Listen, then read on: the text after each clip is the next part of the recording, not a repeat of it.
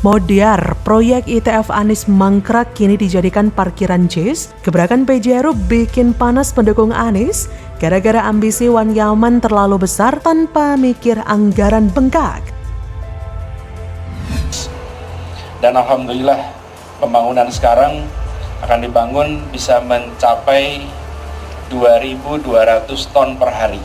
Kira-kira seperempat dari sampah yang ada di Jakarta akan dikelola di sini hingga habis. Ini adalah sebuah langkah yang sangat strategis dan bagi kami pribadi, kami sendiri. 2 tahun lalu kita berjanji akan bangun ITF. 2 tahun lalu kita berjanji, alhamdulillah hari ini janji itu ditunaikan, dilunasi. Bukan hanya pengolahan sampah, tapi juga nanti menjadi fasilitas yang bermanfaat bagi masyarakat sekitar, bagi masyarakat Jakarta, karena rancangan bangunannya, tempatnya, itu bisa didatangi, bisa dilihat, bisa menjadi tempat pendidikan bagi warga. Kantong parkir akan ditambah di kampung, luas lahannya sekitar 5.000 meter yang akan dioptimalkan tambahan, selain yang sudah ada di Ancol dan juga nanti yang di depan sini, yang tadinya diperuntukkan untuk ITF itu akan full menjadi lokasi parkir. Jadi akan ada tambahan lokasi parkir. Halo, dengar suara JJ lagi di channel Redaksi Jurnal. PJ Gubernur DKI Jakarta, Heru Budi Hartono, menegaskan dirinya tak anti dengan proyek pengolahan sampah ITF yang digagas di era Gubernur Anies. Hal ini disampaikan Heru setelah dinilai ugal-ugalan mengambil kebijakan menghentikan proyek pembangunan dari instalasi pengolahan sampah menjadi energi listrik itu. Meski biaya pembangunan sebagian besar bakal ditanggung pihak swasta, PJ Heru menyebut Pemprov DKI tidak sanggup membayar tipping fee. Sebagai informasi, tipping fee merupakan biaya yang harus dikeluarkan pemerintah kepada pihak swasta yang akhirnya mengelola ITF tersebut dengan jumlah tipping fee sebesar 3 triliun rupiah. Gila!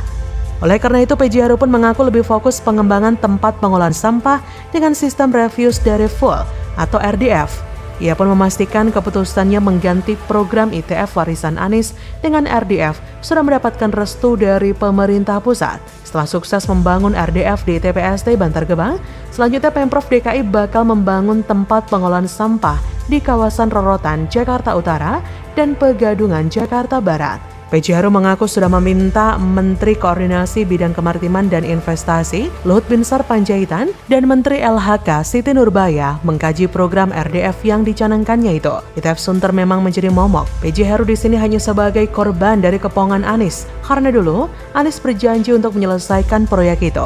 Bahkan waktu itu Pemprov DKI berencana membangun 4 ITF untuk layanan Jakarta wilayah Barat, Timur, Selatan, dan Sunter, Jakarta Utara. Sampai dibikin pergubnya juga oleh Anies. Anies begitu gembar-gembor soal proyek ITF ini, sampai-sampai menggelar acara groundbreaking 20 Desember 2018 silam. Anies menyebut momen itu sangat bersejarah. Katanya, 5 tahun lalu Anies berjanji akan membangun ITF dan janji itu dilunasi. Sekali lagi, kata Anies, dilunasi. Padahal itu baru groundbreaking untuk memulai proyeknya. Jadi sebenarnya baru dimulai, belum dilunasi. Dan memang tidak pernah dilunasi oleh Anies karena hingga Anies lengser proyek ITF tersebut tidak pernah selesai. Bayangkan 2018 sampai 2022. Gile, ngapain aja lu Nis? Akibatnya Pemprov Jakarta yang kini dipimpin oleh Heru telah menyatakan tidak akan melanjutkan proyek tersebut di Sunter, Jakarta Utara.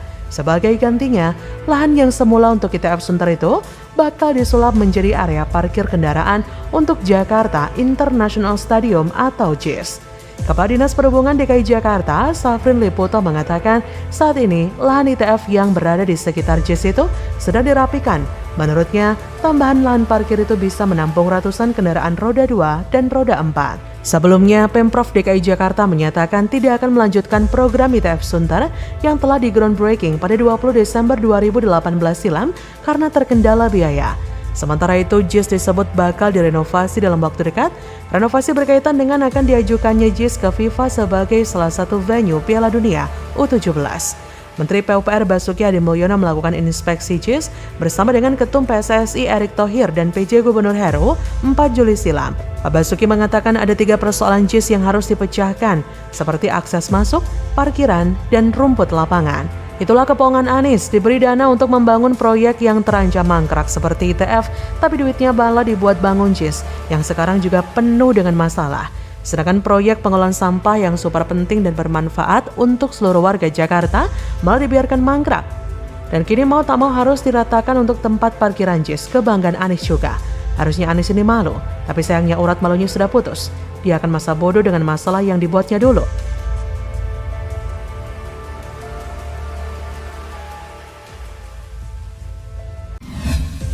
Asal kritik nggak baca data, Anies hujat berobat ke rumah sakit mahal, pulang-pulang jadi miskin. Jadi presiden tawarkan solusi, siap ganti nama rumah sakit di seluruh Indonesia jadi rumah sehat.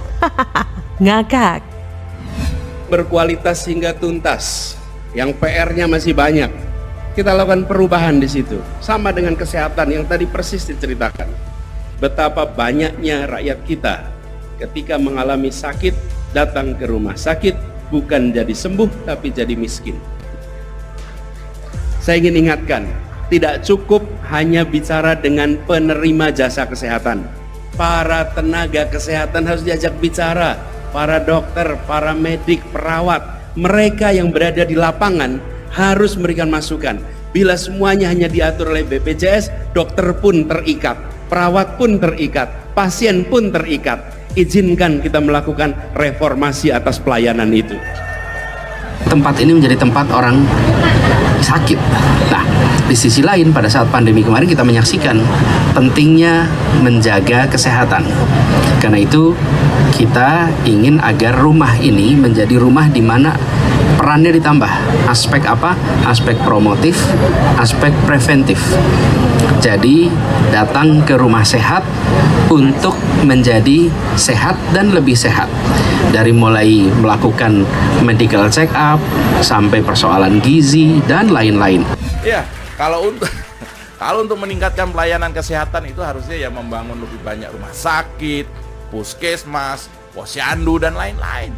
Atau pengadaan peralatan medis yang canggih dan obat yang lebih baik, serta penyediaan nakes, dokter, perawat, dan ahli kesehatan lainnya, bukan ganti nama.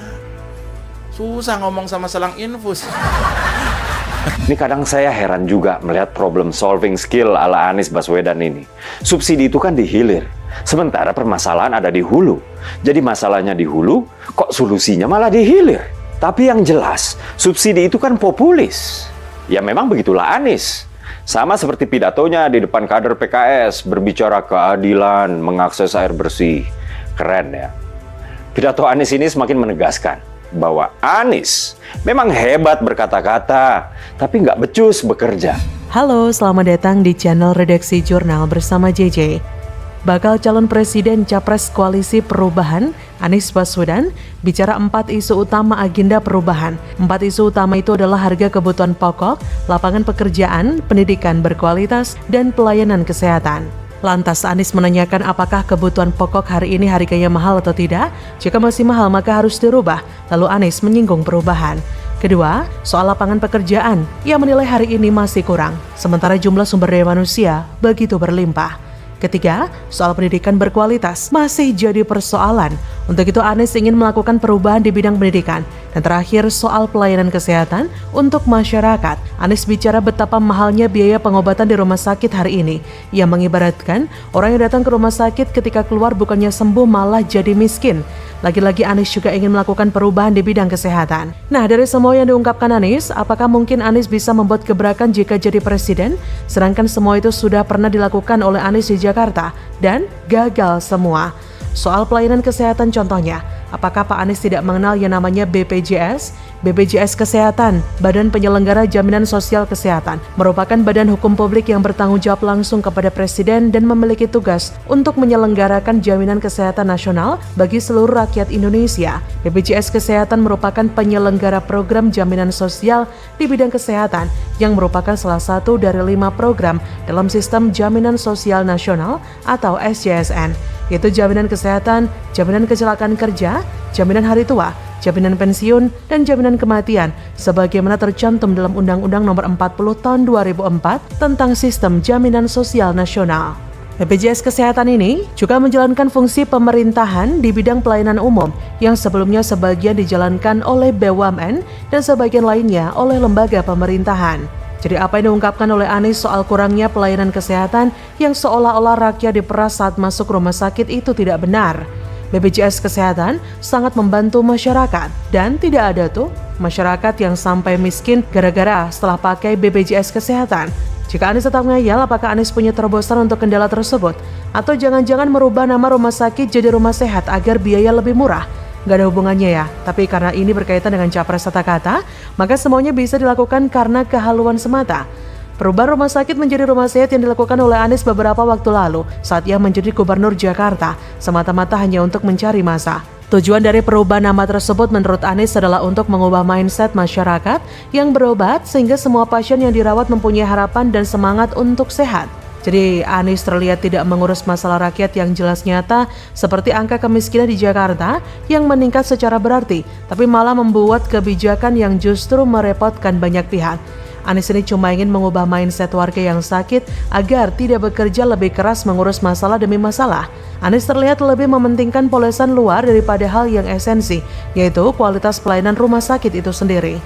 Kebijakan Anies memang mencerminkan karakter dan kapabilitasnya yang tidak pernah bisa mengatasi ataupun membuat kebijakan yang berguna nyata bagi masyarakat, tapi cuma memoles dengan kata-kata indah saja. Jadi kalau nanti jadi presiden, kayaknya Anies juga bakal merubah nama rumah sakit jadi rumah sehat di seluruh NKRI, bukannya mengatasi masalah, malah menambah masalah. Jadi bagaimana menurut Anda?